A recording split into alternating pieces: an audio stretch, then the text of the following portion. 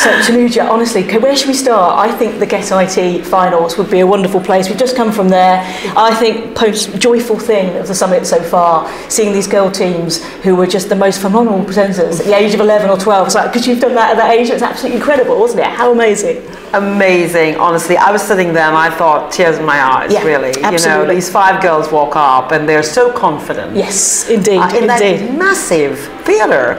Yeah. I mean, I'd be getting like shakes, and they were so good. I thought they handled the questions really well. Super impressive. Because it's one thing to come prepared and, you know, have everything there, but then, you know, we asked them questions. They had no idea we were going to ask them those questions. Absolutely. It was perfect. But what I really loved about it, Sally, was that at such a young age, purpose was such a big piece of the thing that they did. I mean, food wastage on the one side and immigration support on the other. And she was so, the runners-up was the immigration team. Absolutely, absolutely. When she came back up and she said, I just wish you will certainly do something here. I just thought, we've got to do something here. I had tears in my eyes when she spoke like that. It was just absolutely amazing. And I think sometimes people want to change the narrative about what young people stand for. Do you know what I mean? It's purpose-driven all the way, and also data-driven in that particular example as well. It was absolutely packed through their research about why this matters so much to local and global communities was absolutely first rate. So kind of SDGs or Sustainable Development Goals was embedded in everything they were talking about. So for the future, very much bright, I would say. With talent like that, it's amazing. I hope they can follow through on it as well. So, and I think the support you're doing to help enable that to happen is really fantastic. Well, I have to say, when I came in here, and I've been here about 10 months, as you know, this program and the other one that you know very well, our Restart program, I think we're making such a difference. Absolutely. And I just had the teacher of the school pop by, and she just said, it's 70% now of her IT computing class are girls. That's incredible. I love it. I love it. That's tangible results, isn't it? You've just reminded me as well, because I was at reInvent, first probably big event, but back after pandemic and events and things like that, and I met a lady called Charlotte, so Charlotte Wilkins, and she'd been furloughed, and she was looking at what do I do next, and she was looking at what courses are available, etc. And we were talking about skills access, but also skills confidence as well as a huge thing. And I kind of came up with this phrase of click to commit, because she said she was kind of hovering over that button because I haven't got a background in tech, can I do it, but I want to.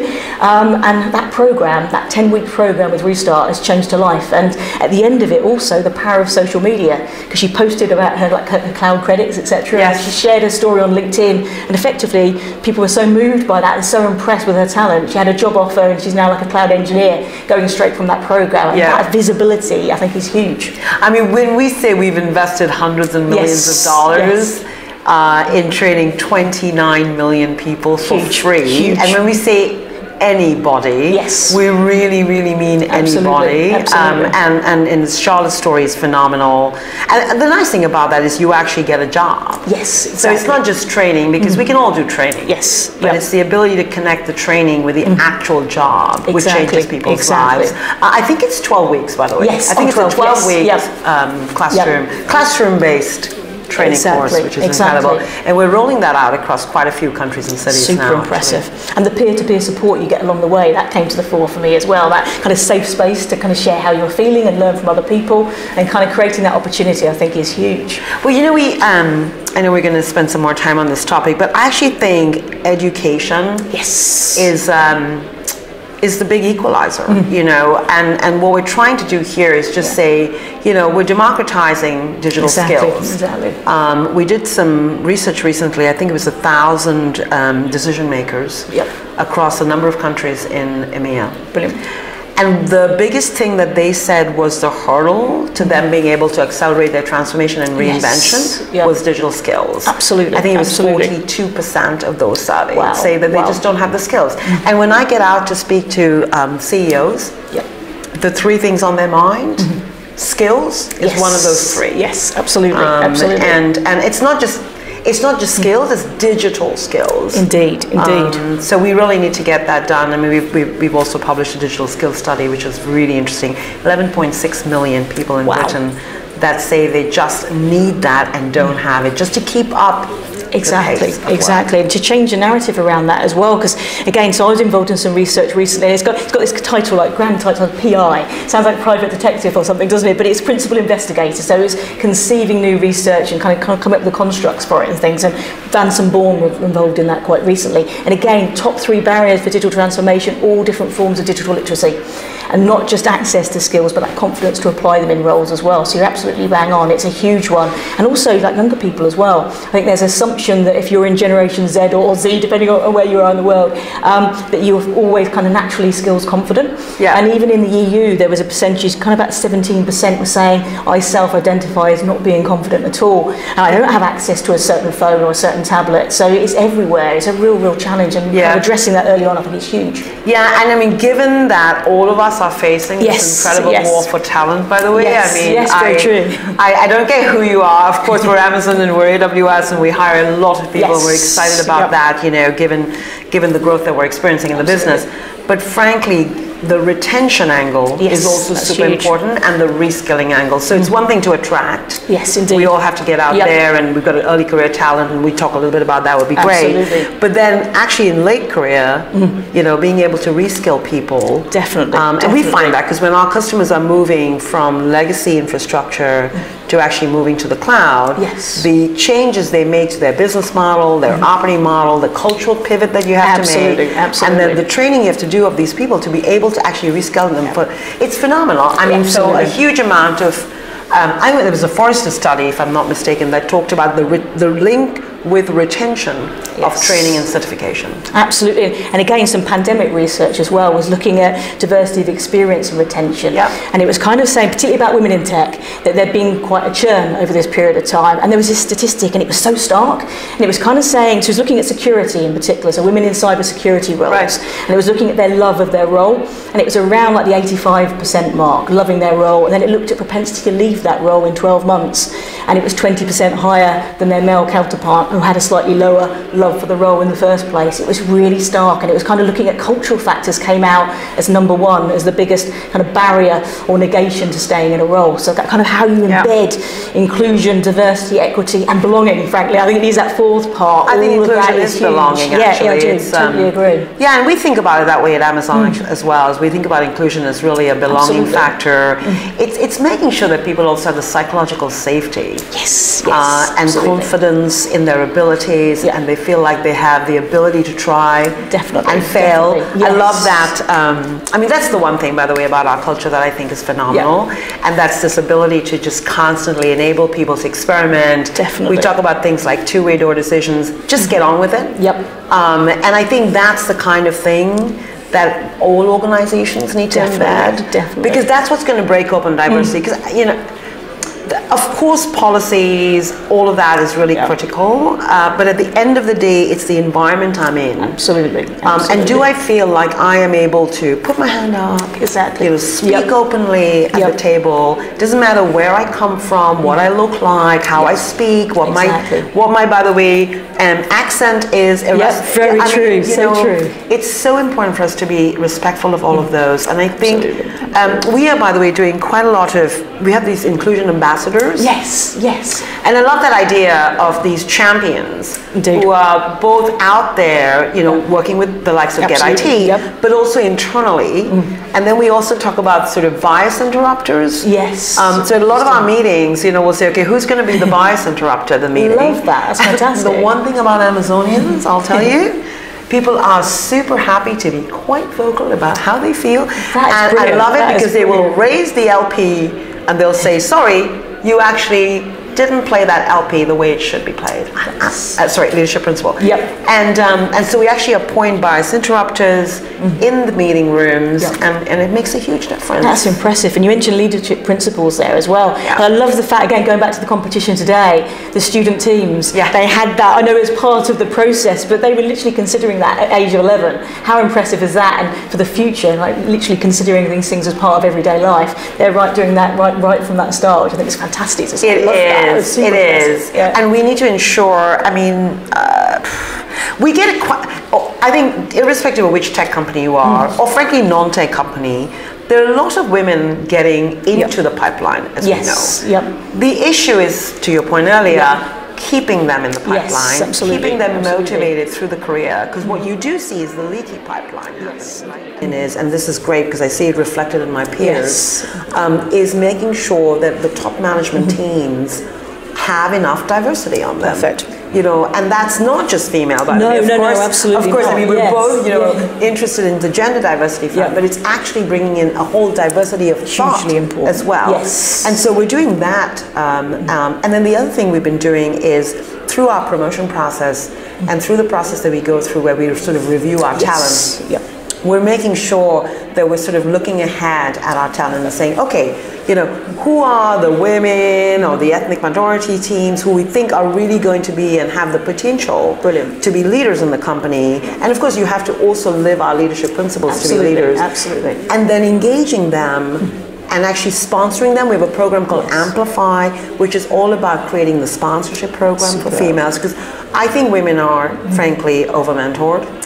Yes. And under-sponsored. Yes. So this is about opening the doors for them, finding them those opportunities, and actually, to be honest, helping them raise their hand. Yes, very true. Very true. We've all been through that, right? Yeah, and again, I'm going to go back to research again on that question, because you're absolutely right, because it kind of says consistently, CVs or promotion opportunities, or whether it's external or internal, kind of if you look at the research, it's kind of men typically, but it's not just about gender, but typically, we'll talk about that for a second, but typically don't feel the need to tick all the boxes. So kind of you get 65-70% of that job criteria, I can go for that kind of thing. But if you're female, it tends to be, I need to literally tick every single box there to even think of applying. So that's where that sponsorship thing becomes really important, I think. Making it a far more active approach, isn't it, in terms of putting people forward for things. So I think it's a really interesting one. It's critical, and I'll give you a personal experience. I remember, I had been in consulting most of my career, at least my early career. I'd spent, 7 years at McKinsey. And I decided I really want to run a business. And I knew I wasn't going to get there from having been only a consultant. Right? You had to go out and get some operational experience under your belt. But of course, when you leave consulting, the first job they give you is strategy, because they're afraid to give you a P&L because you're not going to be able to manage that. But I so remember the CEO of the company that I joined, and it was Colt. And he said to me, after a couple of years helping him on his strategy and transformation journey, and thank you, Jean-Yves, for that break. When I think about what one day he calls me into his office, he said, right, tomorrow you're going to pack your bags and off to Belgium. I'm like, okay, great. What are we doing? Are we opening a new data center, etc.? In those days, it was building data centers. And he said, no, you're going to go run the Benelux region.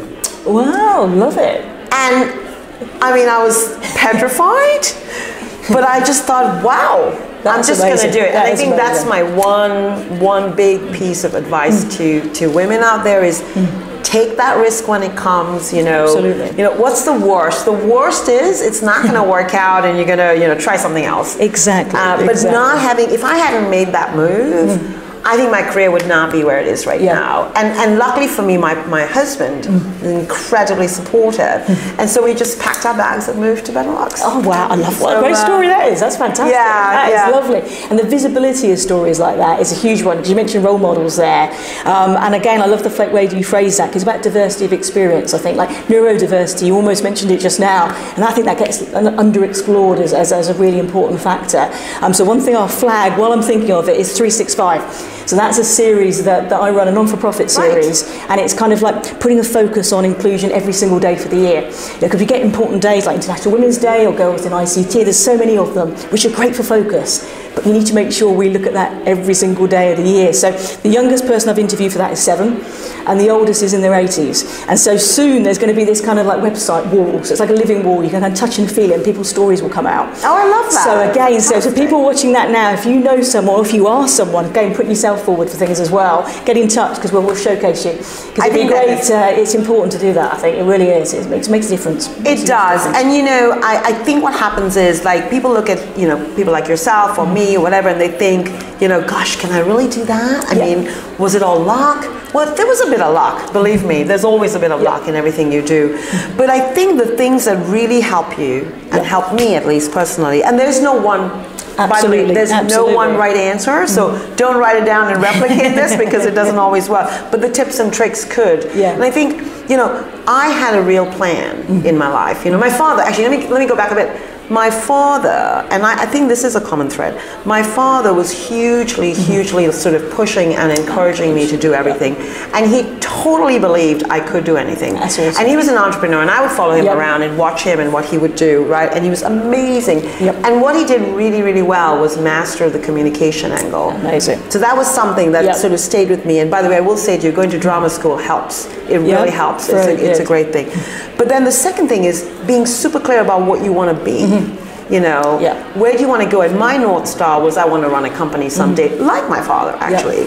But you know you can't get there straight. Absolutely. And so you have to be super open and flexible about taking a set of risks and things in your career, and they may not look like they're 100% what you need to do. Yes. You might have to step back. Brilliantly inspiring story. I love that. So perhaps we could also just touch more on skills as well. So again, I'm going to acknowledge my own bias here. So I'm a massive advocate about STEAM learning. So effectively arts in their wider sense equal value to tech skills, for example. So empathy, emotional intelligence, that type of thing. What's your take on that? And what skill would you encourage people to invest in the most, for example? Well, you know what? I'm a big fan too. And actually, I'm not an engineer either. You know, I started my career in economics. I mean, that's what girls did in India when we were growing up. You know, we sort of were encouraged to go down the economics route. And then, but my father was in technology, so I sort of followed him around and watched him with, you know, fax machines and microfilm equipment. But I think having done economics was good because it gave me that very strong sort of mathematical background. Absolutely. On the other hand, I did a ton of drama through school. Which I think is really critical. And then in early days when I joined McKinsey, I have to say, I got my comms skills training, right, really well. You know, they would operate on the basis of this pyramid principle, which is really important. So I think a combination actually of some tech skills combined with, I don't know what that could be. It could be history, it could be literature, it could be drama, it could be music. My son is studying astrophysics at Cambridge, but he also did a piece in, he took a little philosophy course. Because I think, I really think that whole EQ, IQ combination that we talk about is super critical. Absolutely. And frankly, as we get into leadership roles, the key is influence. Yes. And the key is really being able to coach and mentor. Absolutely. And that it's not about core tech skills alone. So it is a combination science. I love that. I love that because we talk about like enterprise agility a lot, don't we, or organisational agility. I think sometimes we talk about team agility less, or personal agility even less than that. So I kind of imagine this toolbox of all the different skills that you can dip into and learn and grow, and that gives you that confidence, and also the confidence to apply skills as well. Like things like metacognition. I've seen some really good work around that. It's kind of like gym for your brain, is how I would describe that, and kind of identifying what learning skill works for you the most. And that can help you learn smart. Like we talk about smart tech, but smart learning is important as well. So yeah, it's really interesting.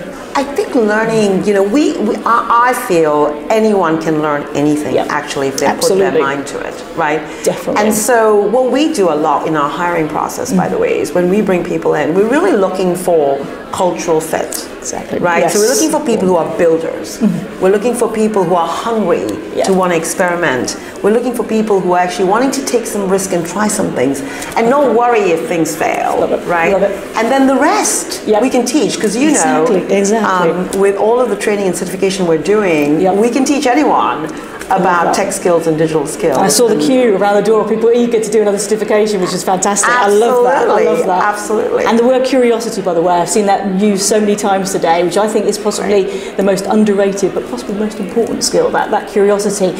And I know we're short of time, but can we do one final shout out to one of your specific programs, so Restart? Because again, I think in terms of democratization and making sure that's available for people of all ages, for example, a lot of people at the moment reflecting what they want to do next. And it's a great opportunity to go into a new area. So can we do a little just final shout out for that? Yes, and it's a phenomenal program and makes us very proud. And you mentioned Charlotte earlier. Absolutely. And she's a graduate of Restart. But Restart really is a 12-week classroom training program, and it takes people who are sort of the underemployed, unemployed, underrepresented communities and helps them actually get these digital cloud skills and get some a job. Exactly. Right? And that's the key thing. So you can, it doesn't matter who you are. You could be a barista, you could be a undergrad, you could be a tech person, you know, anybody can take this course, and it's 12 weeks. I love that. And I'll end on a closing thought, because we talk about the Great Resignation a lot at the moment and people reflecting on that. And I think examples of a programme like that, giving skills access, giving skills confidence and an opportunity to apply it in a role, that's what the great aspiration should be all around. So that's the way I'd like to coin that. Thank you so much. Honestly, what a great time. And I hope to chat to you again soon and talk about the next development. I look forward to it. Thanks for everything you do. My pleasure. Thank you. Bye-bye. Awesome.